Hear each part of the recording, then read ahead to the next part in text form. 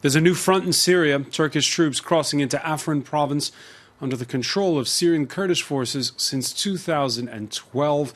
The push that started 4 days ago, part of plans to prevent the Kurds from establishing a continuous territory along the Turkish border. It comes days after the United States pledged a 2-year commitment to support Syria's Kurds. Will Ankara make good on its design to next go for Manbij? That's an Arab-majority town that's also under Kurdish control and inside of that U.S. protected zone. It would be a direct challenge to a fellow NATO member. The U.S. Secretary of State happens to be here in Paris for a conference on chemical weapons in Syria, which serves as a reminder that the Assad regime, along with its Russian and Iranian backers, remains an integral part of this story. And while we focus on the Turkish border, Damascus's offensive on nearby Idlib province continues, complete with a food blockade for civilians. As always with Syria, the argument rages over where the priorities lie. Today in the France 24 debate, we're looking at Erdogan's new front. And with us from Ankara, Ahmet Berat Çonkar, member of parliament for the ruling AK party and head of the Turkish delegation to the NATO Parliamentary Assembly. Thank you for joining us. Thank you very much, sir. Also in the Turkish capital, correspondent Jasper Mortimer is with us. Good to see you. Here in the studio, France 24 senior correspondent James Andre, who covered the liberation of Raqqa in Syria. And from Washington, Michael Predge, an adjunct fellow at the Hudson Institute, former intelligence advisor to General Petraeus and to Kurdish Peshmerga forces. Thank you for joining us. Thanks for having me. I appreciate it. The France 24 debate on Facebook and Twitter, the hashtag F24debate.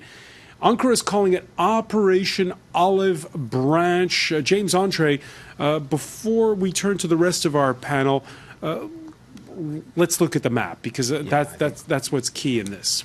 Absolutely, it's a good idea. Now, I'm going to go to the map right here. Now, we have a map that is going to come up on this screen in just a second. Here it is. Perfect. So here we have Syria. Indeed, as you see, this green part is what is controlled by the Syrian government. This orange part is all the part that is controlled by the Kurdish, basically PYD, YPG forces. Now, indeed, they have grown a large chunk of territory here along the Turkish border. Turkey is right here.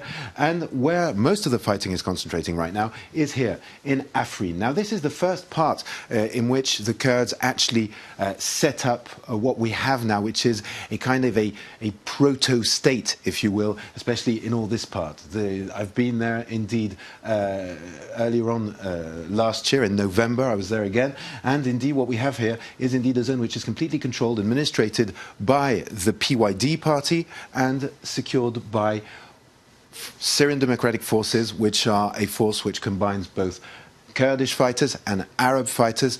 They are indeed under the control of the YPG. Now, indeed, what's been happening here is that for the Turkish, the Turks consider that the YPG is part of PKK, or is an emanation of the insurgents, the Kurdish insurgency that they're fighting since 2015. Exactly. Indeed. Well, no, they've been at war with PKK. Absolutely, but it started back in 1984. Sure. And indeed, Abdullah Öcalan, who is the leader of the PKK, is in prison in Turkey. And indeed, the Western forces consider that the YPG is something different from PKK, but indeed, for the Turks, it is the same organization. Now, roughly a week ago, what the Americans did was say they wanted to form a border force to secure the border along Syria with Turkey of about 30,000 men, and they said that half the armored personnel deployed there would be YPG fighters. And this, of course, to Turkey is totally unacceptable. They say that amounts to creating a terrorist army along the border with Turkey, and this is why they've launched Operation Olive Branch. Now, this is very much the problem. Now, as you can see, there is this enclave of Afrin, and for the moment, the Turks are concentrating their effort here. And just to be clear, Afrin is not part of that U.S. protected zone. Well, this is what the US is saying now. That what they were saying before is that basically, if we can have that previous map eventually again, but the YPG and Syrian Democratic Forces helped the US and the coalition fight the Islamic State group in this part, if you like, which is here. And indeed, they're the forces that liberated Raqqa with the help of the US Army. Now, they were indeed very much allies, and the US has got bases close to Manbij. They've got personnel in this part. Indeed, they have military presence in this northern part of Syria, which is under YPG control. But indeed, they say, the Americans say, that they have no military presence in Afrin, and that all they can do is indeed work on the diplomatic front. Ahmed Berat Shankar, listening to James Andre's explanation there as we looked at the map. Explain to us the timeline. Why this offensive at this particular moment? Is it triggered by that announcement out of Washington last week? Of course, that announcement by Washington also rang the alarm bells in Turkey. But of course, our operation is not just because of that announcement.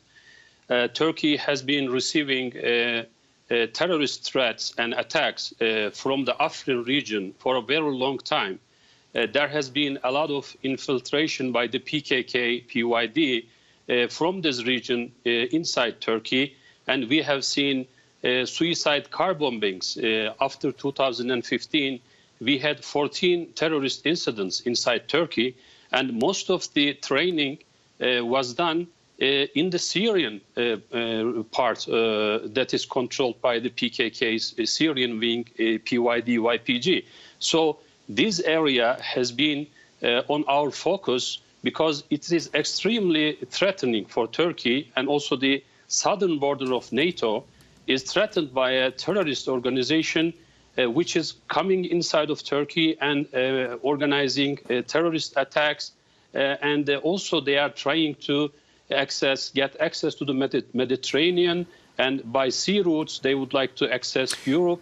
So this kind of important location for the terrorist organization is a very dangerous threat for Turkey. But why now? Why at this particular moment the offensive? Because, as you see, the United States has promised that the relationship with SDF, so-called SDF, which is the other name of YPG, would be a tactical relationship until defeating Daesh, and basically they would end supplying armaments and training to this group after the Daesh threat is eliminated. However, we have seen with the announcement from the U.S. Defense Department that they are planning to trying to legitimize this terrorist organization by naming them as a border security force or internal policing force, which could not be accepted for a serious territorial integrity as a sovereign country. This basically ring the alarm bells for Turkey. So we have seen that the United States is not keeping its promises that they have done before. All right, so Michael Pregent, explain to us the timing of that announcement last week out of Washington to stay on for 2 years to back those Kurdish-led forces in Syria. Yes, so the decision last week to do that, I do believe that was concerning to Erdogan. We continue to say that it's not the YPG, it's the Syrian Defense Forces, but the YPG is the command and control of those units. They decide who is allowed in the SDF. They've conscripted Sunni Arabs in Raqqa to join the YPG. So when we say Syrian Defense Forces, everybody else hears YPG. And it doesn't matter what the balance is. If the YPG is part of it, it's concerning to Turkey. Concerning to Turkey, and your reaction to Ahmet Berat Shankar saying that, well, this offensive that's taken place in Afrin province, it does have to do with that announcement from Washington.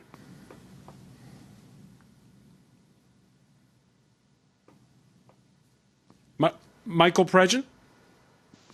Oh, yeah, it does. I think Erdogan's testing to see what he can get away with. It's very difficult for a U.S. embedded advisor with the YPG or the Syrian Defense Forces to say, the YPG in Afrin, they're different than you guys, because the YPG in Afrin aligned itself with Russia, with Assad and Iran, and actually invited Revolutionary Guard Corps advisors into Afrin. So we can't divide the YPG when you're dealing in a situation where we're stepping away from criticizing Erdogan for attacking Kurds in Afrin, and we're trying to isolate or insulate our YPG forces in Manbij and in Raqqa and say, well, we'll protect you. It doesn't make any sense to them. If you allow part of their group to be attacked in Afrin, what guarantees do they have that we're not going to allow it in Manbij and Raqqa? And we're hearing that from the Free Syrian Army. There was a delegation that came to D.C.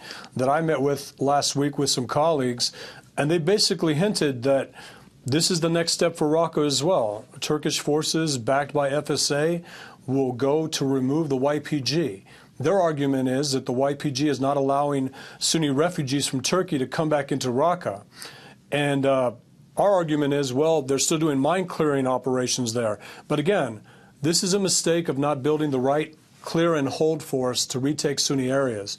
You don't retake Sunni areas with Kurds. You take it with Sunni Arabs. They were great in Kobani, a Kurdish town. Using the YPG to take back Sunni areas from ISIS will likely result in security backsliding. But the criticism, Michael, that's been made is that the Arab forces just weren't effective, and the most effective Sunni fighters sided with the more hardline groups. Well, there was no attempt to build an actual Sunni force. Early on, when General Nagata tried to build that force, there were so many constraints put on him by our National Security Council. You couldn't have anybody join the force that was ever involved with a group that could be linked to a terrorist group. We didn't do that in Iraq during the surge. We actually took former al-Qaeda members, former Sunni insurgent members, and they were part of the awakening, the Sunni awakening, that basically decimated al-Qaeda. No attempt was made to reconcile Sunni Arabs that had joined Jabhat al-Nusra or joined other groups to form this Sunni force, a local Sunni force from Deir ez-Zor and Raqqa to expel ISIS and to hold territory. It's been done with Kurdish forces primarily. And let me bring in James Andre on this. James, no attempt. You heard Michael say no attempt was made. Well, maybe no direct attempts, but in the very first place, the Western powers kind of indirectly through Turkey backed the Free Syrian Army, and then eventually the opposition in Syria fragmented, and it became much more difficult. This is why after the Manbij battle, indeed, the United States turned to the YPG forces, who, and this is important to stress, the United States or the European Union do not consider as a terrorist force. It's only Turkey that makes the link between the PKK and the YPG, though there are very obviously links, since, just as a detail, but when you're in the armoured vehicles over there, you do see pictures of Abdullah Öcalan, who is the leader of the PKK. You can actually see those, photos inside, etc., etc. There are very clear links, but the US and the Westerners do not consider they're the same organisation. Jasper Mortimer, in Ankara, may I have jump in here Jasper, for a second, please? Just briefly, let me, very briefly, go ahead.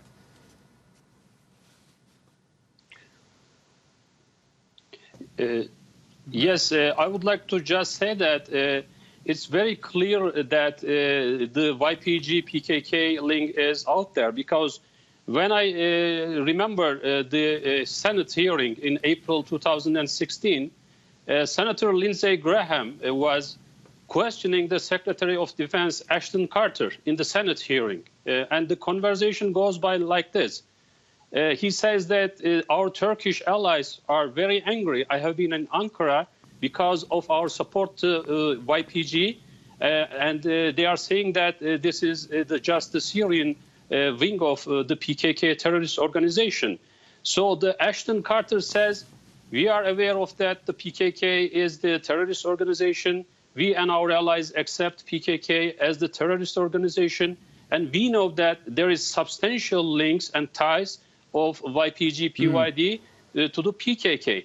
And at the end of the conversation, Senator Lindsey Graham says, for the United States, it is the dumbest thing to do that we are doing to our Turkish allies.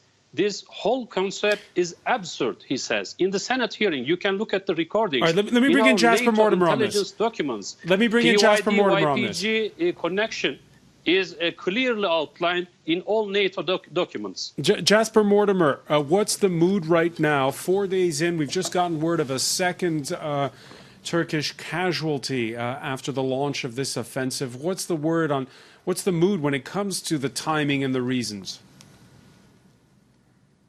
Are you talking about the timing of the attack? Of the operation by the Turkish government? Yes, I think the other panelists have elaborated on that well. I think it was very clear that Turkey saw that America was raising its support for the Syrian Kurds.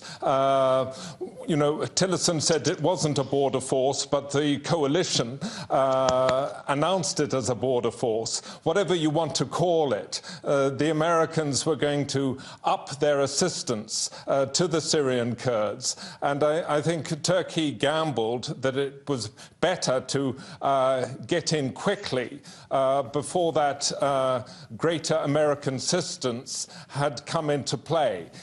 Turkey doesn't actually want a fight with Americans. There are some 2,000 US personnel on the ground in Syria, and they would have been used in training that border force or whatever it was going to be called.